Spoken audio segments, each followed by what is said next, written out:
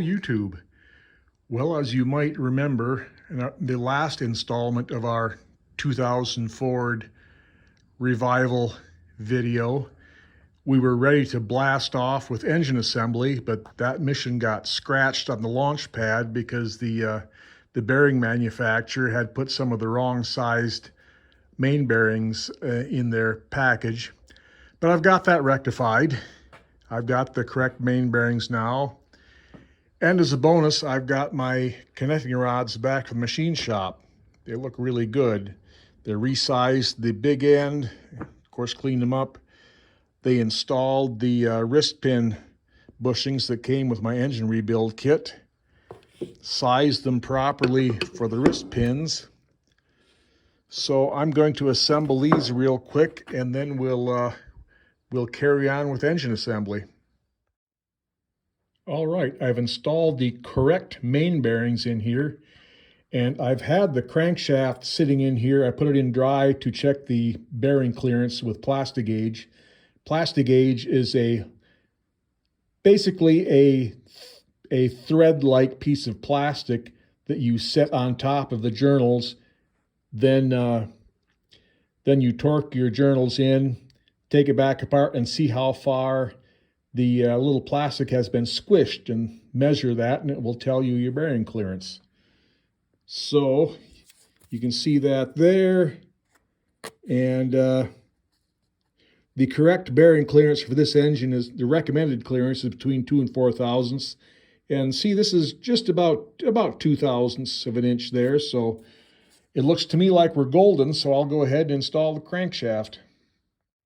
The book says the main bearings are supposed to be torqued between 115 and 125 pounds. So I'll split the difference and go 120. Taking them up in 2 steps. I'm going to 75 first and then to 120.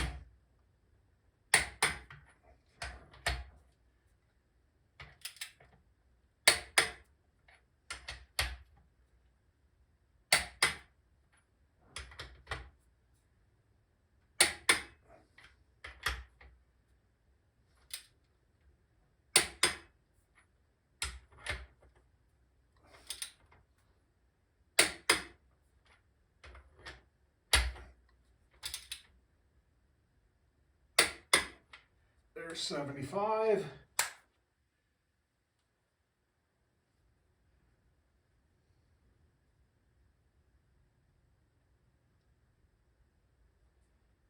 Okay, I got the torque wrench set at 120.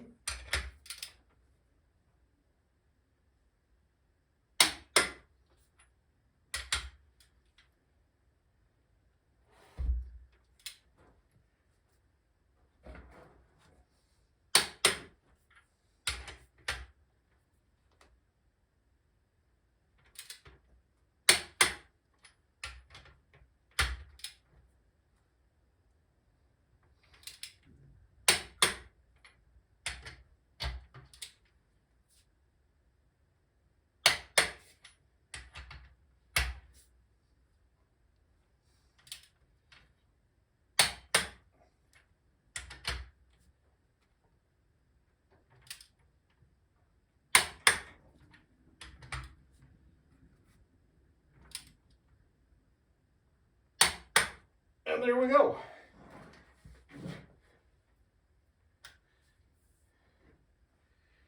Let's see, I think the next order of business is to put the front plate on. I've got the front plate on. Now I'm going to slip the camshaft in and install the front gears on the front of the engine. Okay, I've got the cam in and the idler gear in place. You can see the timing marks there are lined up. The crankshaft, the camshaft, and this mark up here is for the, well, if this were a diesel, it would be for the injector pump, but it's for the distributor now on this gasoline engine. So let's see. I might put the front cover on now, or I think it'd be easier. I might go ahead and put the pistons and rods in now, and then put the front cover on. I gave the rings a generous coating of assembly lube. Now I've put on my little Matco ring compressor. I really like this little ring compressor. I've had this forever. I think it's a Matco. I like it because once you get it set up on the first piston, all you have to do is run this lever back and forth to engage it.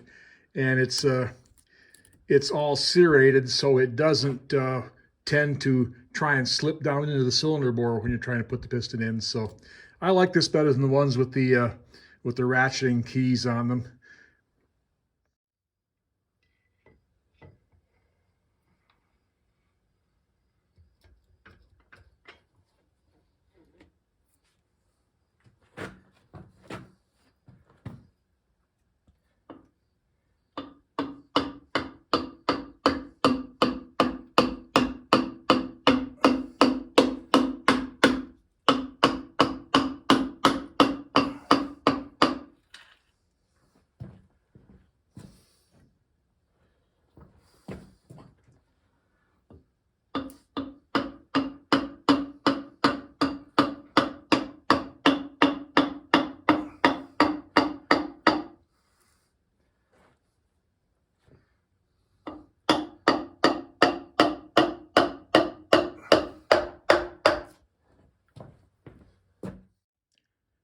Okay, I've got the rods and pistons in, got the rod caps torqued to 60 foot-pounds like they're supposed to be.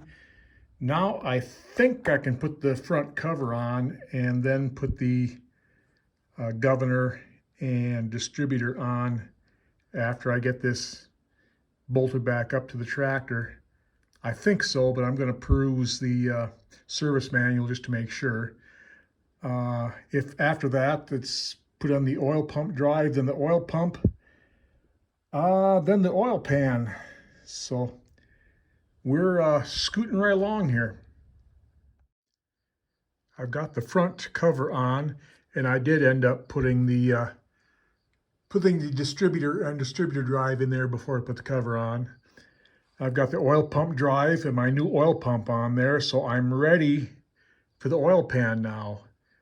I have not cleaned the oil pan yet, so it'll take me a little bit to clean that up, so I better get at it. Okay, I've got the oil pan cleaned up and bolted on, and I did something I very seldom do. I used RTV silicone on both sides of the pan gasket, and the reason I did that was because the pan rails were bent up and warped a little bit.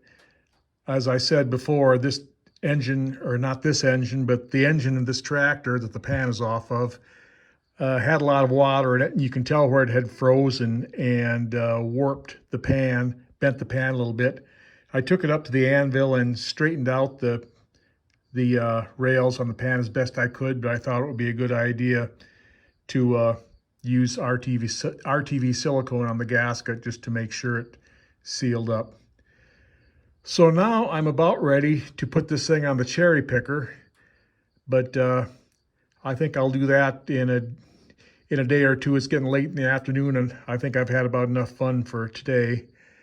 Ready to put it on the cherry picker, put the flywheel and clutch assembly on it, and get it bolted back onto the tractor there. So I'll bring you back in a couple days when I get at that.